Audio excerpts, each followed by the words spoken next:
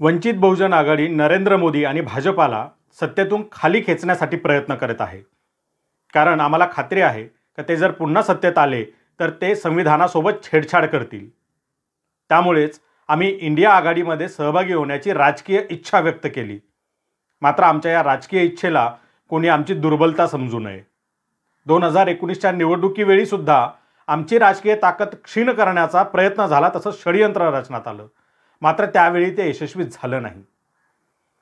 जर India alliance किंवा महाविकास आघाडी यांच्यासोबत राजकीय समझोता झाला नाही तर शिवसेना आणि वंचित बहुजन आघाडी 24 जागा लढतील अशा पद्धतीचा निर्णय यापूर्वीच झालेला आहे.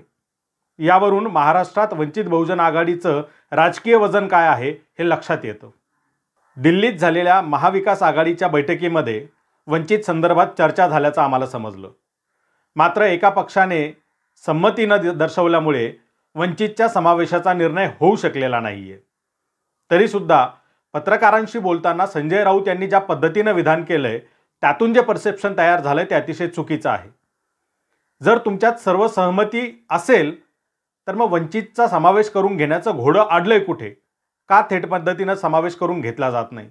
आणि जर सर्व सहमती नसेल तर अशा पद्धतीची वक्तव्य का केली जात आहेत हे स्पष्ट झालं पाहिजे. वंचित बहुजन आघाडीचा एकही नेता ईडी किंवा सीबीआयच्या चौकशीखाली नाही. तरीसुद्धा संविधान वाचवण्यासाठी वंचित बहुजन आघाडी ही पुढे आलेली आहे. ही राजकीय लढाई लढत आहे. कारण संविधान हा आमचा सन्मानाने जगण्याचा आणि सत्तेत जाण्याचा मार्ग आहे. ज्या पद्धतीनं आमचा सन्मान हा महत्त्वाचा आहे त्याच पद्धतीनं घटक पक्षाचा सुद्धा सन्मान एकमेकांनी राखला पाहिजे, आदर राखला पाहिजे. आणि जर तो राखला जात नसेल तर मग काय ते तुम्ही समजून घ्या. जागा वाटपाच्या चर्चेत आम्ही सहभागी असलो तरच ती आघाडी आम्हाला बंधनकारक आहे, तरच ती आमच्यासाठी आघाडी आहे. जागा वाटपाच्या चर्चेत आम्हाला सहभागी न करून घेता जर कोणी म्हणत असेल की आघाडी आहे तर हा निर्णय वंचित बहुजन आघाडीची राज्य कार्यकारिणी, महाराष्ट्र कार्यकारिणी मान्य करेल का हा सगळ्यात मोठा प्रश्न आहे.